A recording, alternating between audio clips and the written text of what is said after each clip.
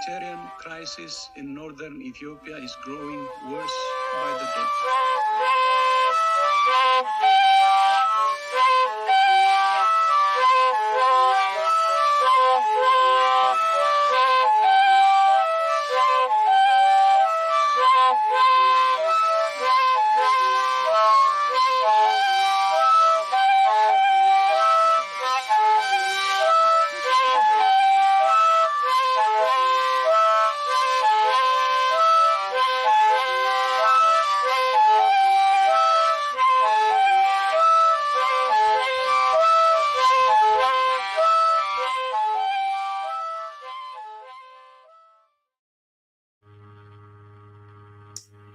Good morning. Welcome to Informed Perspectives, which is hosted on Cyber Tigray Media. Today is Sunday, June 9th, Sene Khalata with Tigrayan calendar. So I would like to welcome everyone who joined us this morning in the East Coast and the West Coast of the United States, and probably afternoon and late afternoon in other parts of the world. So my name is Mulugeta Xavier. I am the host of Informed Perspectives. The main goal of Informed Perspectives is to provide up-to-date information, analysis about Tigray. And as you know, Tigray has gone through a lot of challenges over the past few years, especially genocidal war, and accompanied by crimes, war crimes, crimes against humanity. So as a humanitarian, as someone born in the region, born in Tigray, grew up in Tigray, as someone who has families, friends, and colleagues in the Tigray region, I have made it my call and my cause to advocate through academia, through my work, through my knowledge, through my research skills, to talk about what is the causes, what are the causes, and the cause of this war, and maybe any mitigation as well as prevention factors that we can think of. So thank you again for joining us today.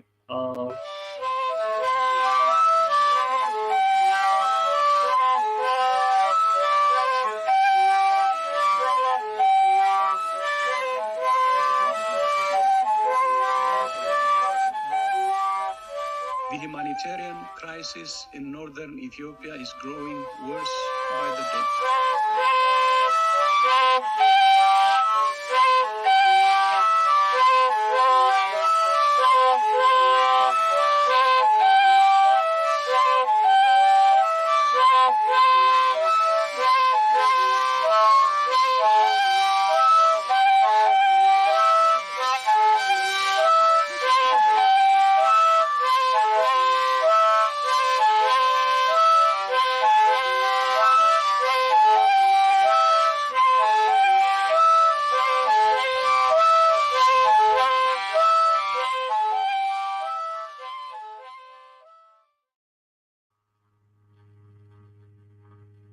As the thumbnail shows, the title of today's program is Tigray's Quest for Justice, the New Lines Institute report. So I will be discussing the New Lines Institute recent report about the genocide that has happened in Tigray, that's happening in Tigray. And also, really, in the context of Tigray's long quest for peace and justice. So I will start with my take on.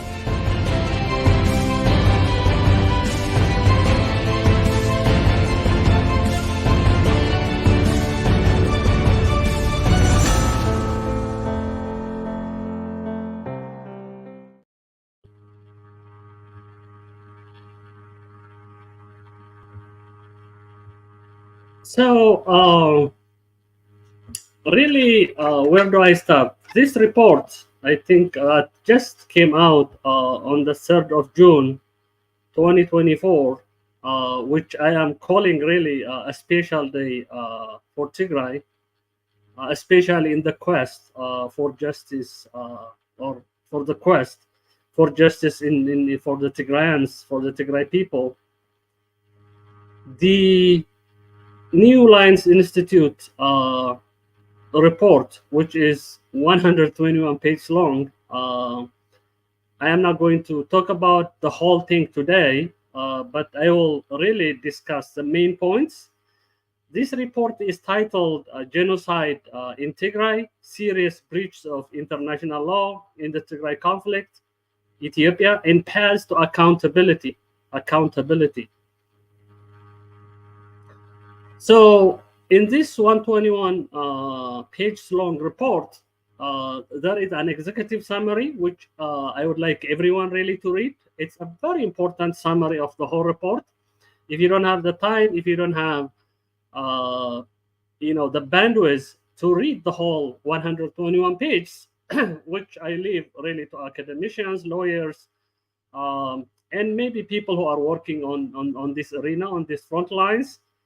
Most of us should be able to read.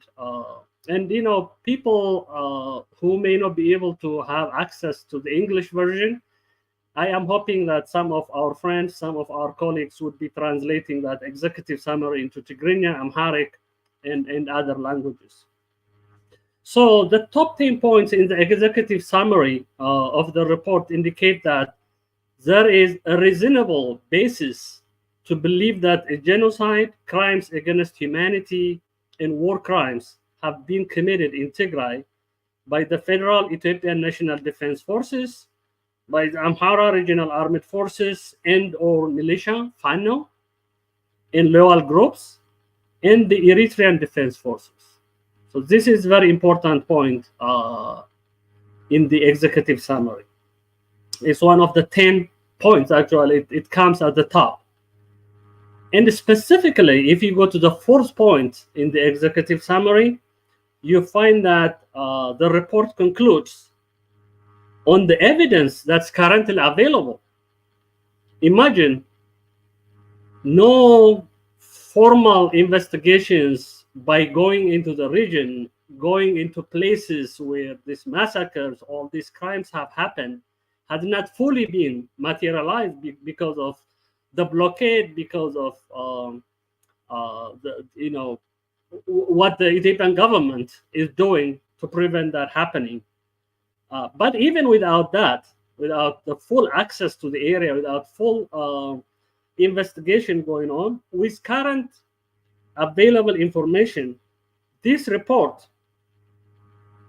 concludes that there is a reasonable basis to believe that members of the Ethiopian National Defense Forces, the Amhara Special Forces, or the FANO, and the Eritrean Defense Forces have committed genocide against Tigrayans. Underline this: there is reasonable basis that these forces that we have mentioned, that are mentioned in the report, have committed genocide against Tigrayans. So really, when I said June 3rd, 2024 is a special day in the quest for justice for Tigray, that's what I meant. We have been really lobbying, we have been advocating, we have been doing research over the last 3 years to indicate that a crime that looks like a genocide, that quacks like a genocide, that walks like a genocide, which is a genocide, has been happening in the Tigray region against our people. We have been really documenting, we have been speaking up on this issue for the past 3 years. Now, this report, which is done by a think tank of really esteemed lawyers and researchers in this area, gives us a definitive answer to this quest that we have been looking for justice for our people, for the Tigray people. And really, I would like to mention here that I feel very honored. I will indicate later that our research work over the past 3 years in this arena, especially our documentation, our publications related to the deliberate destruction of health facilities in Tigray, have been cited in this report more than 6 times. I feel really honored that I contributed something to this report through my work, through my collaborative work with my colleagues here at my institution, as well as in Tigray, as well as in some other parts of the world, to this very, very important report. So, what are the really the key call to action that we need to do at this point as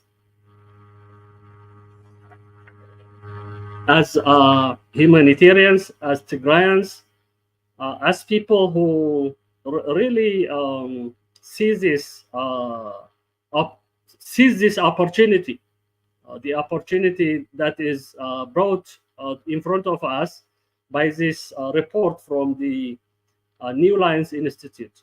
I believe we have to demand the United States, especially for those of us who are US citizens who live here in this country, and for those in the European Union, in countries in the European Union, for those, for all of us, because the United Nations is an institution for all of us, and for those in Africa, the African Union, I think, and also other governments and institutions, we have to demand, one, that they allow and sponsor further documentation or full documentation, full access of these crimes that continue to be committed against civilians in Tigray, the situations of the IDPs, of course, the internally displaced people, the dire state of civilian infrastructure, including health facilities in the Tigray region.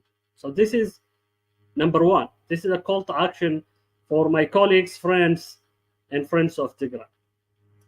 We have to also call to action to this aforementioned governments and institutions that they stop their double standard. And by stopping their double standard, that means they will help us stop Tigray genocide by calling it by its name, by calling it Tigray genocide. So we have to really focus our attention, our lenses in the coming days, in the coming weeks, on this very topic. So I really would like to call on our Tigray diaspora, friends of Tigray, to work together on this. As the adage goes in Tigrinya, Zahabara Adaw, Arkai Yesimba'a. This is my take. Thank you so much. Then we will continue with our program.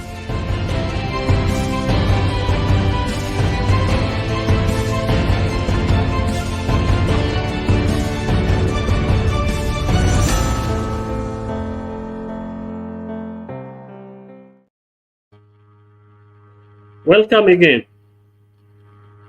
So, as I continue to discuss this topic, let me go back to my slides. Hold on a second.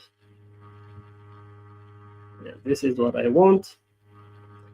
Yeah, so I would also like to bring up here an important letter. As you know, in addition to my academic work, my advocacy work, academic advocacy, I also have been a founder and president of a 501c3 called Peace and Justice for Tigrayans International.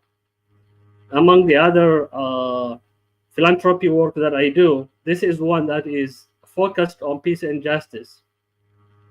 And recently, a couple of days ago, we wrote a letter to the Voice of America. The reason we wrote a letter to Voice of America is the fact that this report from the New Lines Institute has been released on the 3rd of June, but the Voice of America, especially its programs for the Horn of Africa, whether it is its Amharic service, its Tigrinya service, have really not covered this issue to this day. And we got internal information, or information from internal sources that indicates that this is some kind of deliberate withholding of information. This information, this report is written in English. It has gotten the focus of attention by some media, as you well know, including the Globe and Mail, including Al Jazeera, and some other international organizations, international papers, journals, have published that there is now evidence, there is now information, there is now substantial basis to indicate that a Tigray genocide has been committed by the forces that I mentioned earlier. So, but as we know, VOA Horn of Africa, which is widely listened in Ethiopia, in Eritrea, especially the Tigrinya programs, doesn't want probably, or for some reason is withholding from reporting on this very important report. So Peace and Justice for Tigrayans International made a call to the acting director of the VOA, Mr. Lipman, to make sure that there is a report, there is some programs that discuss this report and that inform the public accordingly. We also indicate that we are happy to be part of the conversation when it comes to talking about this, to advocate on behalf of the Tigray people. So this is one important development, and this is also on my tweet, on PJT International's tweet. So really, I would like you to go and tweet about it, talk about it, discuss about it, and even reach out to leaders of the Voice of America through different means. So this is another important information I would like to provide with respect to the New Lines Institute report. Now, let me go to the discussion of really the main agenda today, which is Tigray's quest for justice, the New Lines Institute report. And as I start to discuss this, as you know, I have been working on this arena, especially focused on the impact of war and conflict on health and on health facilities for the last really 3-4 years. So I have been documenting the background to this, and also actually even projecting that, or even concluding from the data that I have been seeing, that a genocide is being committed in the Tigray region of Ethiopia on our people, on my people.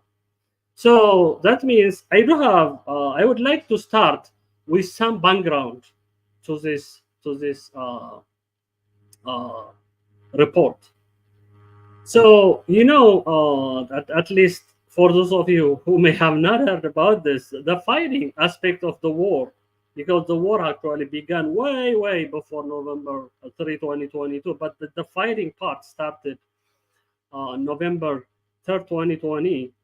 But the rhetoric leading to the war indicated to many of us that the intent was serious and could lead to untold harm, which is the case. The 2 years of war led to the deaths of millions, injury of millions, displacement of millions, destruction of billions of dollars of world infrastructure and property, private property, public property, what have you. We have started to call it a Tigray genocide, really starting when we heard about the Maikadra massacre, and which was followed by the Aksum massacre and so many other massacres. So it was really at this juncture where it was clear to us that there is some intent to destroy, to eliminate our population. But more evidence started to come even from independent sources. The foreign minister, the former, at that time actually, the foreign minister of Finland, Mr. Haavisto, was the European envoy for Ethiopia at that time.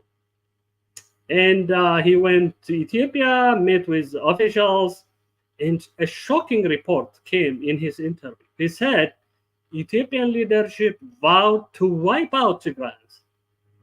So this is June 2021. So really, even though this report just came out after almost 3 years, 3 years actually, even June 2021, people like Pekka Haavisto, even ourselves, of course, we were feeling the heat. We were taking, our people were taking the shots, the barrels, the bombings. So we felt it at that point that something that looks like a genocide is happening. And then Mr. Pekka Haavisto confirmed it to us that there is actually even intent in the leadership. And then April 2022 came this report by Amnesty International that indicates that people who are doing this are saying, we will erase you from this land. So these are quotes that are taken from, parties to the war. That means those who are attacking Tigray. So this report indicated to us that there are war crimes, crimes against humanity, ethnic cleansing is happening. But they kind of came short of saying this is a genocide. So we were asking even at that time, this is a presentation of my presentation actually in April 2022, right after this report came out. Why not a genocide? Why not you call it a genocide? It looks like a genocide, it talks like a genocide, and it walks like a genocide. Why not call it a genocide? That was a question that I raised some 2 years ago. And then the joint report came by the Human Rights Watch and the Amnesty International, which was also again very important in its own right, because it showed all these crimes have happened. But also this same report failed to say that it is a genocide. Interesting.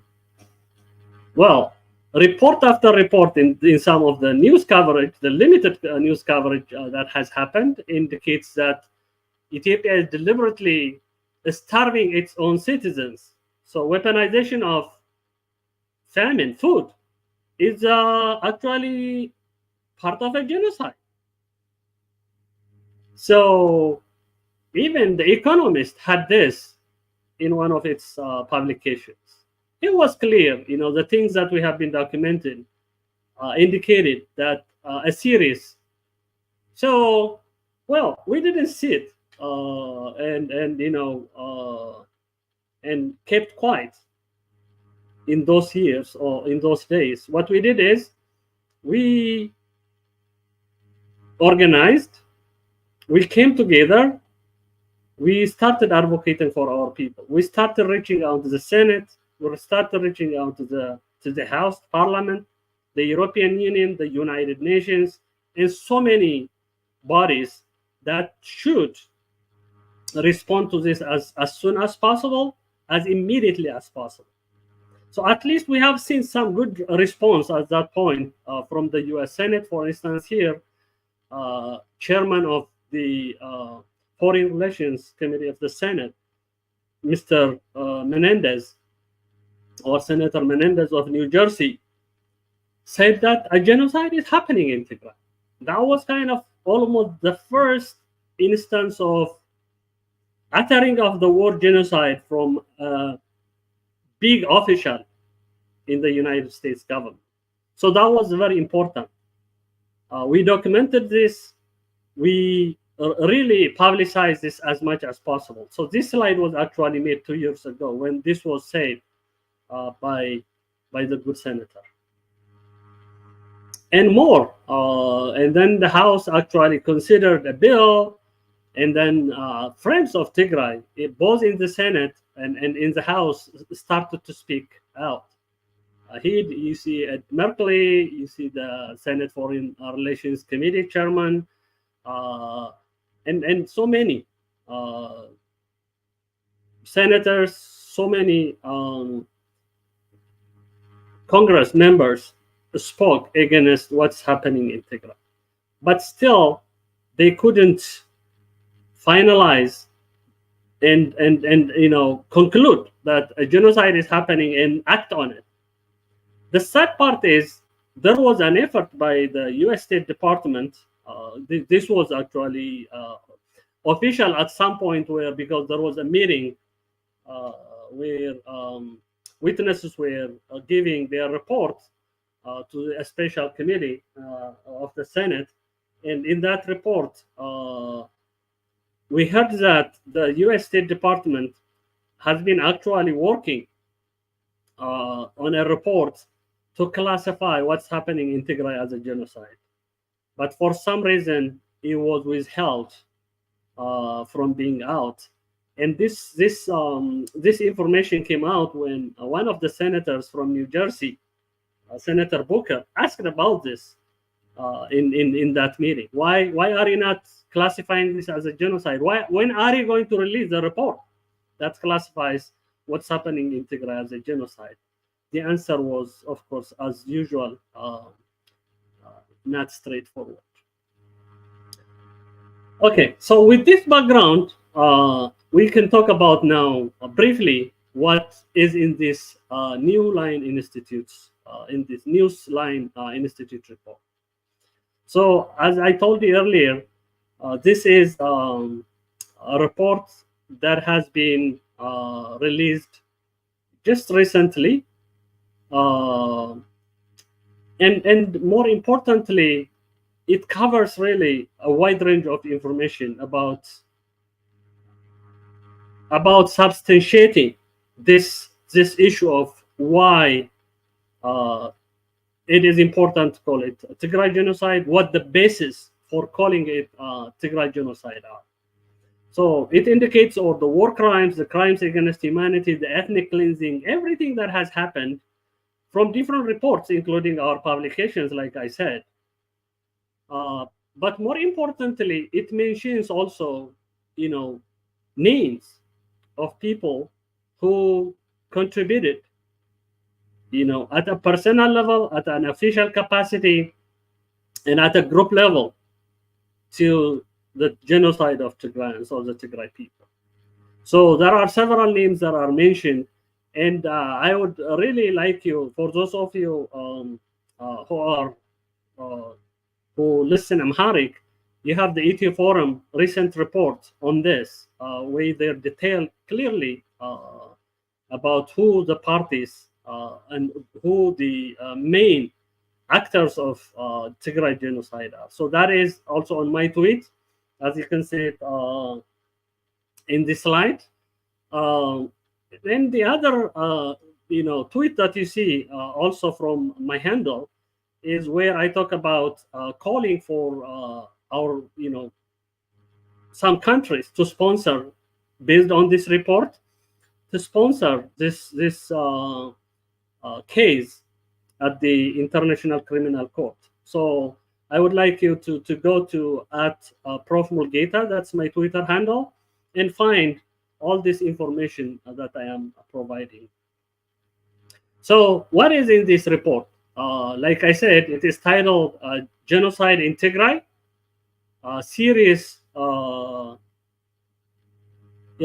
breach of international law in the Tigray conflict, Ethiopia, and path to accountability, which is written by experts. These are legal experts, experts who do work on this type of crimes. So it's really very important that we communicate, especially information that's provided in the executive summary, which here I am repeating really the key points where who the actors are. In this case, the Ethiopian National Defense Forces, you have the Amhara Regional Armed Forces, which are called the FANO, and then other loyal groups, and also the Eritrean Defense Forces. And the fact that all war crimes, crimes against humanity, and including genocide are well substantiated, and that there is a basis, a reasonable basis to believe that these are committed.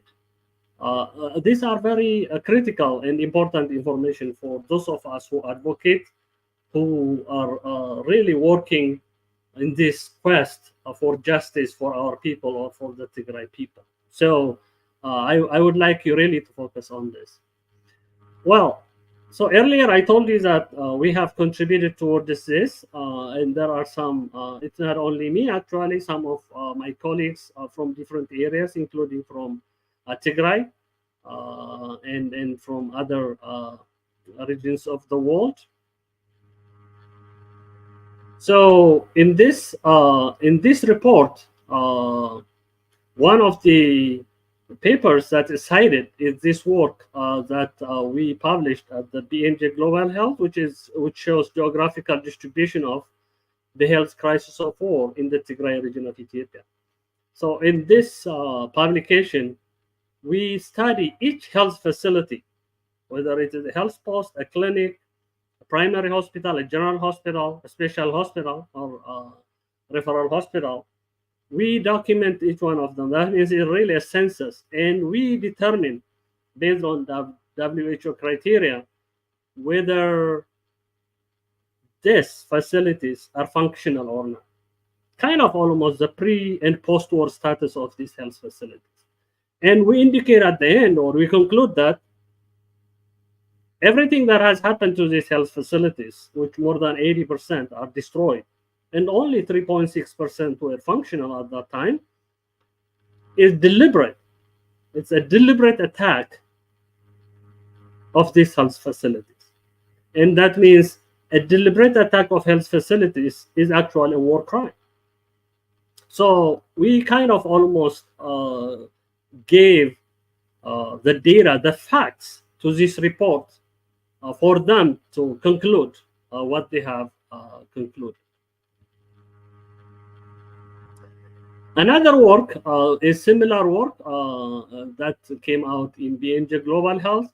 This also is cited in the report, and it talks about similar things, how the healthcare of Tigray has been decimated by these forces. We, in collaboration with really more than 24 international experts, friends of Tigray, people who care about humanity, there was this Lancet appeal to world leaders on health care for Ethiopians. This was specific to Tigray, actually, because that's what was happening. But as you know, you can't just say Tigray in the dry. you have to actually tie it to Ethiopia, because Tigray is one of the regions in Ethiopia and it's being attacked by Ethiopia. So we have to make it very clear to talk about this. And we also talked about the siege. The children that are being killed, maimed, disabled by the siege, and becoming the victims of malnutrition, acute malnutrition, severe malnutrition.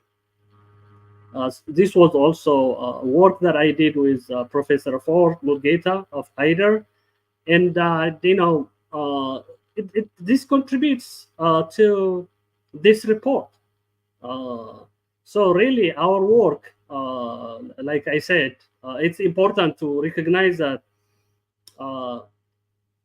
some things we have done during this few years, despite all the challenges, have actually made a difference.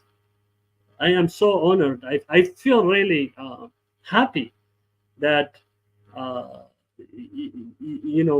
my research, my involvement has actually contributed towards this very, very legacy, very important legacy that would be here with us forever. Now, what do I think are important things we can do as part of the because we can't always talk about the challenges, right? We have to show the people that are trying to help us what some of the solutions could be. And to me, I think the first and important thing that we have to do, especially for those of us who are in the United States and US citizens, I think we have to really, really work day and night, given this report, which is done by a United States-based think tank group that has actually acceptability even by the US government. I think we have to push for this Call It Tigray Genocide campaign. This should be the top of the agenda. Well, definitely, as we do that, we have to ask for everyone. It's not only the United States, the United Nations, right?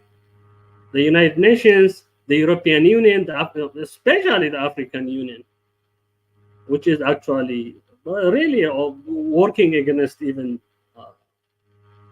justice in a way, because the African Union, which is located in Ethiopia, a few miles from Tigray, hasn't visited Tigray for this purpose, for the sake of justice, for the sake of investigating what has happened to Tigrayans, just by its door, and by a government which is hosting it as a host nation. So I think we have to speak up and demand help this Tigray's quest for justice by doing these things that you see in these proposed solutions. We have to ask for accountability. We have to ask that the Ethiopian and Eritrean government officials are accountable for the crimes they committed with impunity. We have to, what else? I think we have to also talk about the Pretoria Agreement, which is the basis for what we see is going on right now, right? What is going on right now? There is at least relative peace. The guns have, the cessation of hostilities has stopped the guns. Well, in some parts of Tigray, definitely. 40% of Tigray is still under occupation. Our people are suffering there. But all in all, I can say that at least there is some semblance of peace where people can go from one place to another place. So we have to ask for, or we have to request the governments, Friends of Tigray, and all these institutions, multilateral organizations and institutions, to push for a full implementation of the Pretoria Agreement, because that could be the basis for for us to get durable peace, sustainable peace out of this. And of course, we have to ask, especially the US government, to act on the Eritrean government. I mean, somebody has to act on this rogue Eritrean government so that it withdraws its forces from Tigray. Definitely, right? And of course, stop meddling on the affairs of our people.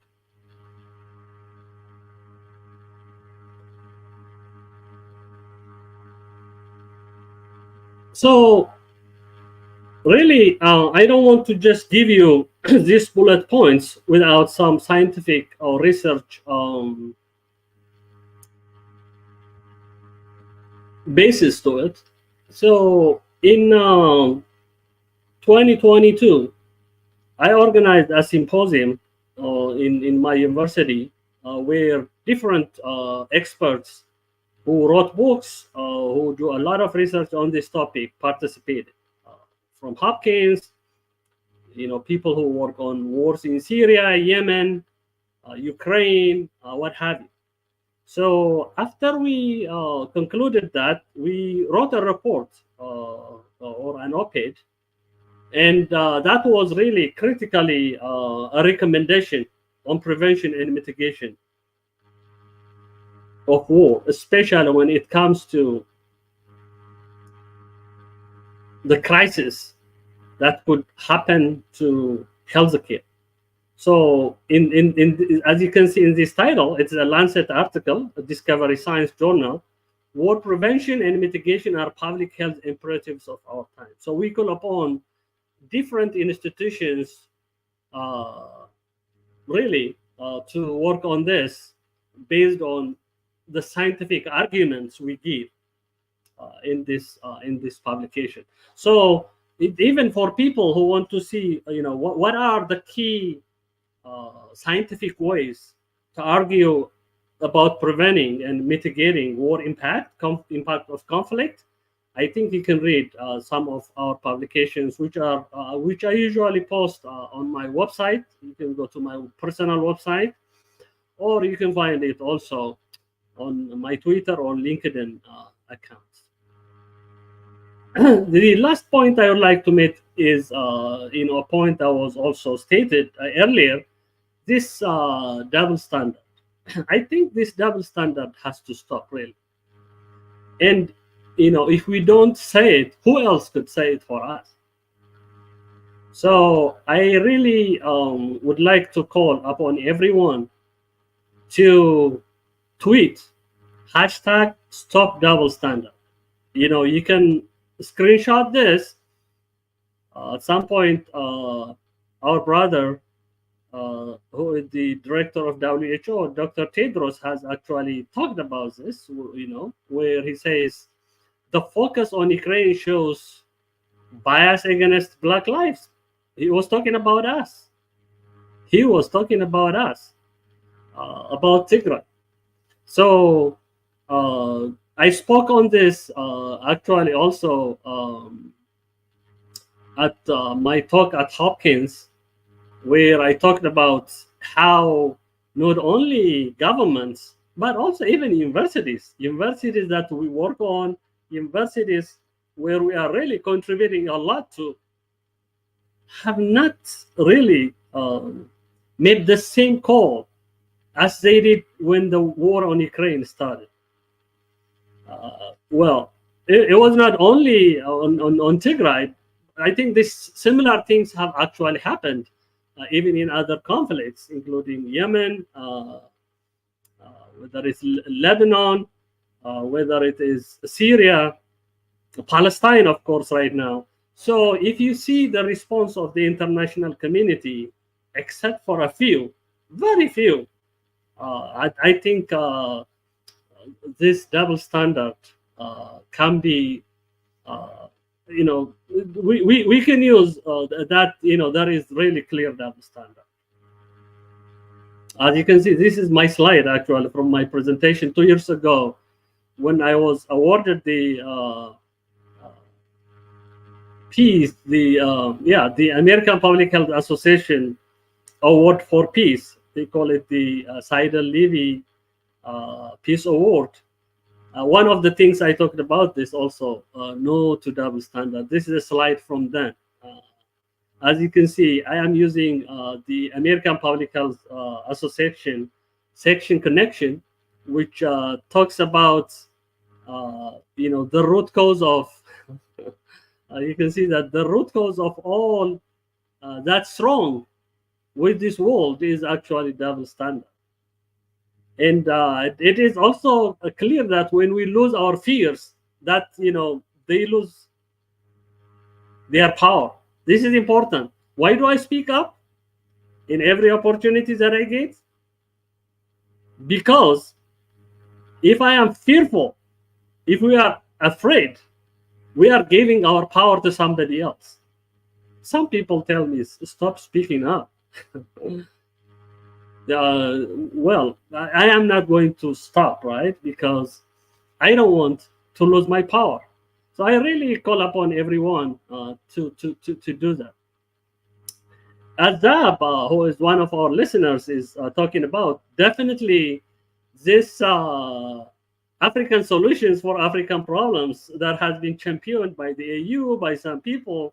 We saw it, how it faltered, how it didn't work when it comes to Tigray. So really, yeah, you're right. It seems there is no African solutions, but problems only. Yeah, so thank you for agreeing with me that this is clear double standard.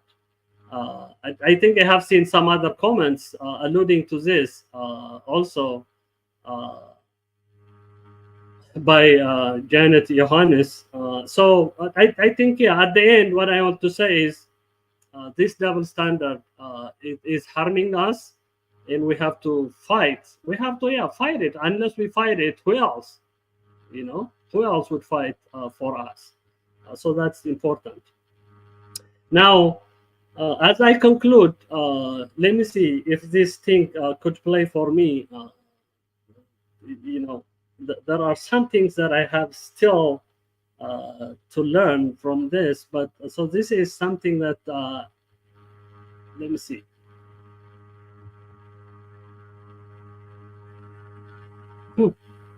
Yeah, I am going to try it. Let's see.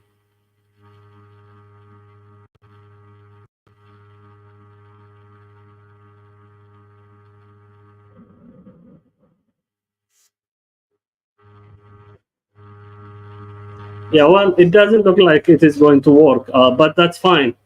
So I was going to grab a video from online to show you one of my short videos that I did with regard to this topic, where I am calling for people to ask their governments if they are able to sponsor,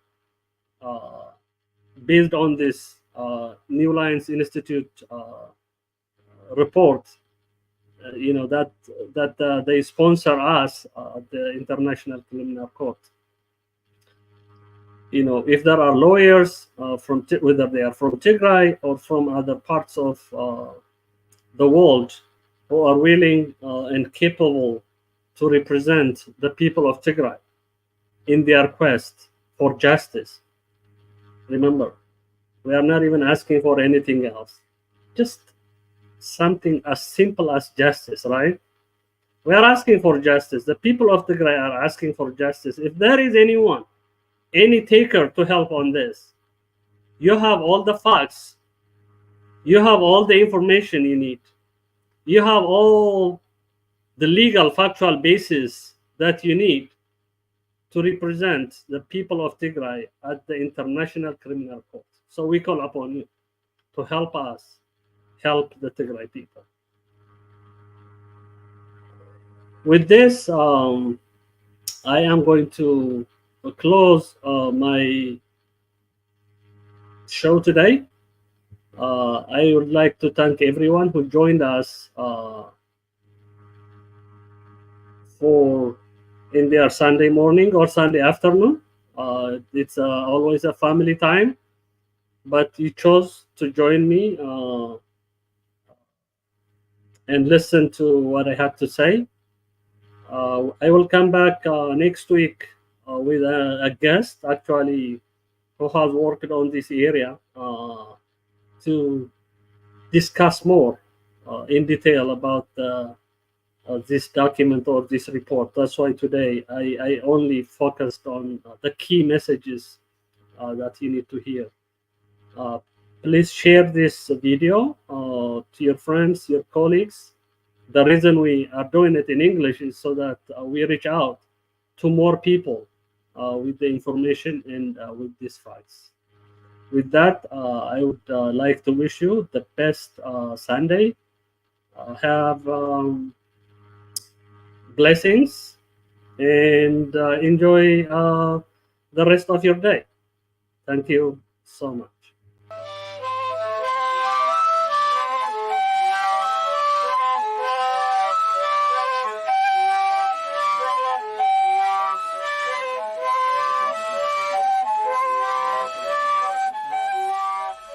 The humanitarian crisis in northern Ethiopia is growing worse by the day.